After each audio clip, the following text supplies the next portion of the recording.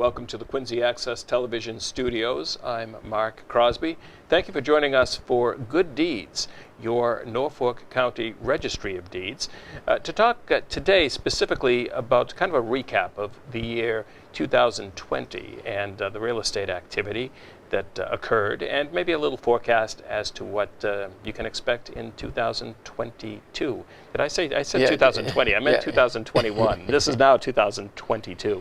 So joining me today and correcting me, and rightfully so. I was going to correct. We'll blame it on the pandemic, and I think that's sort of the theme is, here we are finishing up 2021, and we got to remember the Norfolk County Registry of Deeds stayed open and operational every workday, certainly through 2020 when the pandemic started, but through 2021. And amazingly, it was such a vibrant year statistically. And you know, we're going to talk a little bit about statistics and the state of the registry, but I would be remiss if I didn't thank the employees. The employees kept that the registry operational, and people might say, well, what's the big deal about that? Well, when you think about it, some of you might have refinanced because the interest rates are low.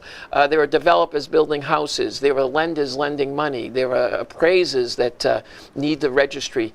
And by keeping open, we kept the real estate economy in this area vibrant. And I have to thank the workers because at risk to themselves and their families, they kept the registry operational. And I also have to give a tip of the hat to Papa Gino's and D'Angelo's had through the pandemic had an Everyday Heroes program that recognized groups in communities that went above and beyond during the pandemic. And in February of 2021, they recognized the employees at the Registry of Deeds and the operations of the registry, and I want to thank them. And again, the statistics I talk about, it can't be done without the good work of the staff.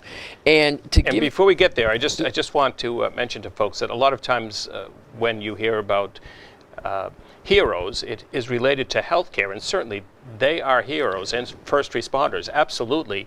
But a lot of times people don't think of an institution like the Registry of Deeds.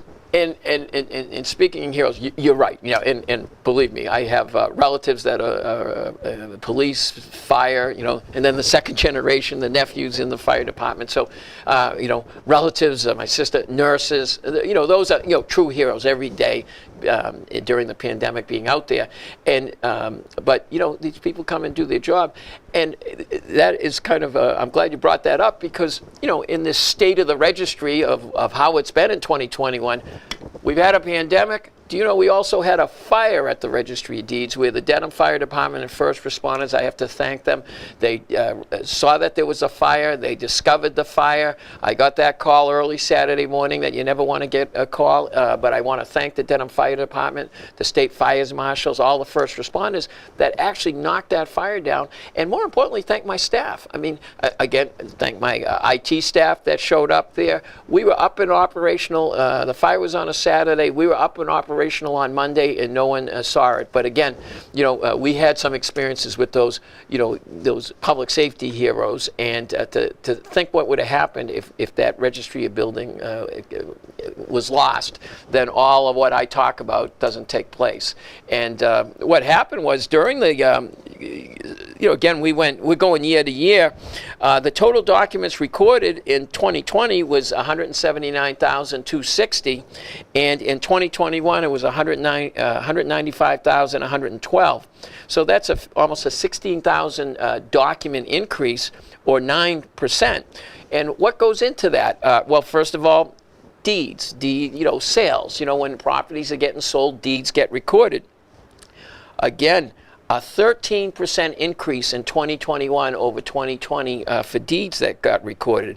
It went from 18,413 to 20,808.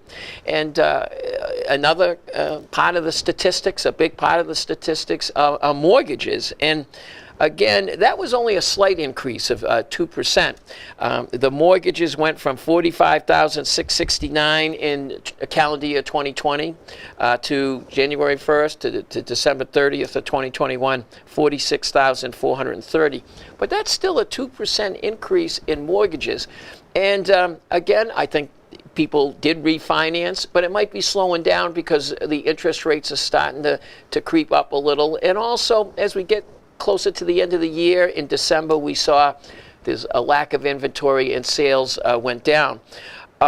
Again, the vibrancy of the Norfolk County Registry, there's 28 communities from the Rhode Island border to Brookline to here on the South Shore. Prices went up. We look at residential and commercial prices, and the average sale price, combining the commercial and residential, went up 9%. So again, if you're living in a community in Norfolk County, it's a desirable place, and you can see the vibrancy of what's going on statistically. Homesteads, I always have to think, it's programs like this. I think people have empowered themselves to learn. My parents didn't have a homestead on their house. They're like, what? It just wasn't. It was sort of the rich people who got advice and counsel from rich advisors and attorneys got homesteads. I think people now know through the internet and through programs like this, where you mention, hey, if you own a principal property and it's your principal residence, whether it's a house, a two-family, a condo, you have a right to declare an estate a homestead. So it's great that shows like this tell people about that, and people go on our website, for instance, to learn about the homestead at www.norfolkdeeds.org. And the proof is in the pudding, because the homesteads in 2020 were 12,487, and up in 2021 it was 13,456. That's an 8% increase. So certainly programs like yours, Mark, that get the word out, you can see it in the numbers, and that's good, because it's written in the law. And I think, I'm a lawyer by training, and sometimes lawyers get a bad rap, and they, talk to 10 different attorneys, you get 10 different opinions. But I always say 9.9 attorneys out of 10 would probably recommend you should get a homestead on your property to protect your principal residence. And we should mention that here in the Commonwealth, it is automatic. However, an individual can increase the coverage, correct? Yes. For the first time, it's automatic. And again, thank your local legislators. They put a law through that if you don't do anything, you get $125,000 worth of protection, and it gets a portion depending on who owns it and how many people own it. But based on property value. Let's talk about the increase. Oh, well, the increase, for me, it's a relatively minor filing fee, relatively small. Again, the state legislature sets the filing fees. But for $35, you can get a homestead filed, which increases it to $500,000. And depending if you're a senior, you can sometimes, stack it. But the big thing is that homestead, and some people might say, oh, well, my house is worth more than $500,000. Well, I think if you get yourself in trouble, I think the courts kind of interpret it like, look, we're going to protect your principal residence. So it puts a picket fence around the house. Again, not for some debts. You better pay your mortgage or they can foreclose. You better pay your local community because they'll take it out of tax title. But people get themselves in trouble, whether it's credit card debt or things like that, and it does at least put protections around on the house. And there are other hidden protections. For instance, if you go to sell your house, if you have a recorded homestead, it will protect the proceeds of the sale, again, for a limited period of time, 1 year, so that people don't come in and swoop it. Or if your house burns down and you get that big check to rebuild the house, if you have a homestead recorded, the proceeds of that insurance check are protected, again, for a limited period of time, 2 years. So there's all these little hidden protections, but I think it's a great consumer protection to have a homestead, so people should do it. And if you could just clarify something, I don't know if it's just for me, but likely there's other people out there that may have the same question. So if someone were to refinance, they had a homestead, they refinanced, and let's say they added the added protection, would you say 500,000? Yeah. What happens during a refinance? Do you have to check to make sure that gets carried over? Do you have to refile? There was a change in the statute. And again, I know because I had 3 kids in college. When I refinanced, I had to put another homestead on because no one reads the 30 pages of a mortgage document. No? And it would my homestead got terminated. Okay. for $35, wait, put another one on. Again, thank you, local legislators. Effective March 16th, 2011, if you refinance after that date, and even if the mortgage document has that language in that terminates your homestead, the legislature has written that it doesn't terminate your homestead. So, if you refinanced if you put a homestead on after March 16th, 2011, you should be fine, even if you don't have to keep doing what I did, because my kids are a little older now. I was refinancing before that effective date, where and again, I thank the local legislators, because, you sometimes you present these things to the local legislators and it doesn't always get into law, but you got to thank your local legislators for getting that consumer protection in, so that if you recorded a homestead after March 16th, 2011, and you refinanced afterwards and that language was in there, it does not terminate your homestead. So that's great for the consumer. I did mention how if you don't pay your mortgage, the homestead's not going to help you. At least with the process. And that was one set of good news. Some more good news. The Registry of Deeds only gets involved in foreclosures because by law, if you're not paying your lender and they file a lawsuit to foreclose on you, they have to file a notice of foreclosure at the registry. And that's the first part of the process. And it just shows you how sometimes we have to adapt. Back in 2007, and when we saw a big number, I said, we have to start tracking that. And so we started tracking. I mean, it's not something I really thought about tracking, but then you saw people struggling. Well, the good news is on notices of foreclosure, it's down, and again, relatively countywide, it was 183 in 2020, and it's 141 in 2021. Which is down 23%. So, and foreclosure deeds are at the end, if people get foreclosed on. But when you get a notice to foreclose, what we've done, and if you've gotten one, at the registry, we've partnered up with some nonprofit groups to get people advice, get people counseling. These nonprofit groups I'm going to talk about actually give people counseling services on how to manage the money, how to deal with credit cards and things like that. So if you go to our website, www.norfolkdeeds.org, you can go to the foreclosure section, because we've partnered up with NeighborWorks Housing Solutions, Quincy Community Action Programs, and there's also information to the Attorney General's office, which provides resources.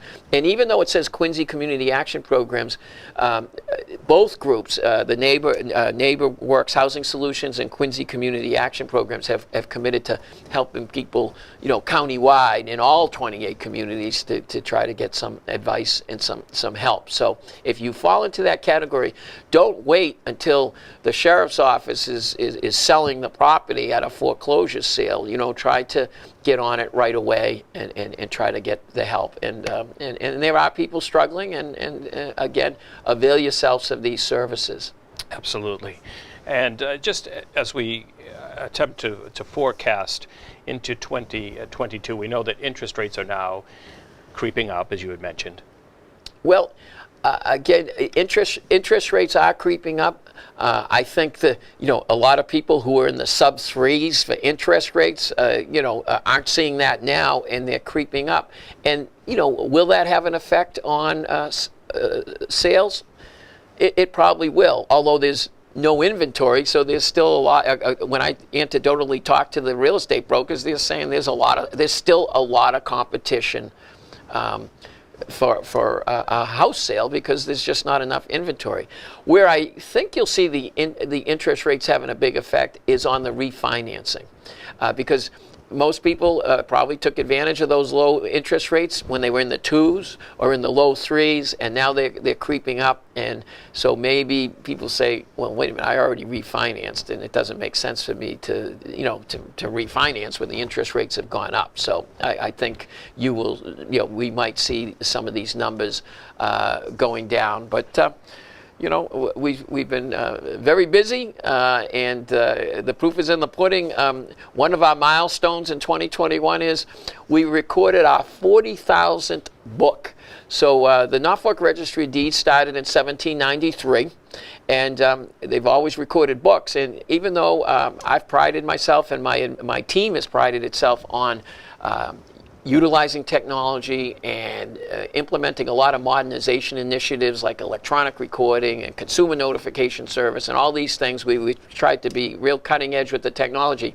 We still do it the old-fashioned way. We still print books, and some people still want to use the books. So, when I started, it was book 17,000, and now we're up to book 40,000. And so it's been a busy time. And I know I may have to reassess printing books, but there's only been 11 registers of deeds since 1793, and I figured all of them are printed books, and I actually don't want to be the first register to stop printing books, although some of my colleagues around the state have taken pride in that. But I try to do the computer side, but also do the book side. Well, I just on a side note, I still, when I read a book, I still want a book in my hand. I do the digital side of things, and clearly here at Quincy Access Television, I work a lot on the digital side. But I like something physical that I can hold, and the books, of course, at the registry, very much so. And again, the registry is at 649 High Street in Dedham. You can come down and open the book and see the first deed recorded, book 1, page 1, from the town of Foxborough back in 1793. Register Elephant Pond accepted it. But the good news is we've tried to bring the Registry of Deeds records into the people's homes and businesses. So if you go to our website at www.norfolkdeeds.org, it's like a library. You can do research and look up the documents and view the documents back to 1793. So again, we have quite a bit of documents in our library, millions of scanned images, and it goes all the way back to 1793. And again, we're here to help the real estate economy. We have a lot of registry users that depend on it, and people think the lawyers, the title examiners, the engineers, the appraisers, but more and more people are using the registry for genealogical and historical research. So we had a program, I called it the History Comes Alive program. We transcribed all these handwritten documents. Now, I'm talking about my modernization initiatives, but back in 1900, Register Burdekin talked about his, which was the typewriter. But between 1793 and 1900, all the documents were handwritten. So we transcribed those. So when you go on our website, you can view the handwritten document. That's the legal document. But then you can hit a button that puts the transcribed document. So from 1793 to 1900, we transcribed over 450,000 documents, and we've gotten great reviews. I always bring up John McCulloch, who is an author, has written about the Adamses, wrote about how this makes it easier. He said someone who is so used to reading documents, having a transcribed document to line up with it makes it easier. And we find more and more people are using the registry for historical and genealogical research. And here's a subtlety for you at home. Notice the register's tie. Right. Look at all those signatures. Yeah. Well, these. Actually, it was a gift. And it's all the signers of the Declaration of Independence are on this tie. So I enjoy history. I enjoy what I do, trying to make this relevant in this modern technological world. But I also recognize, you have a stewardship to the history of Norfolk County. And, 4 presidents were born in Norfolk County, and we have the documents that involve those 4 presidents. So, again, to the people on the here and now, take advantage of what we talked about, the homestead. We have a consumer notification service. You mentioned that for folks. Well, and that's important. Again, utilizing technology. The FBI says that property and mortgage fraud are the fastest growing white-collar crime. So what we did a few years back was do a consumer notification service. And I should have marketed it because now there's all this advertisement for title lock and everything like that, and rightly so. People should be concerned. We haven't seen it in Norfolk County, but recently in Worcester County, someone got convicted for illegally selling titles to property. So what this does, I've signed up myself. You get an email notification of any document in my name that gets recorded at the Norfolk Registry of Deeds. Sometimes I'm William Patrick O'Donnell, but sometimes it says William J. O'Donnell. Well, it's not me. Or it's, I'm from Norwood. It's a William P. O'Donnell, but it's not Norwood, But there will be a time when I get that email where maybe I read it and say, hey, that's the deed to my house, or that's a mortgage, I didn't sign it. Now, we're not going to prevent the fraud, but this consumer notification service kind of puts you on notice, and then we have links to the law enforcement that you can get on that. You may want to get your own attorney to start solving the issue that there's some fraud going on. Now, I can do this on the computer to those people who aren't good on the computer, and I always tip my hat to my father. When we were talking about modernizing the registry, when I became Register of Deeds, he said, hey, a lot of us don't know anything about computers and don't want to know anything. So we have a customer service. She won't touch a computer. Well, you got to move with it, but we do have a customer service center, and we created that. It's 781-461-6101. So if you had signed up for the consumer notification service and you got this email and you're like, you could call our customer service department and say, hey, look, is this, get some help.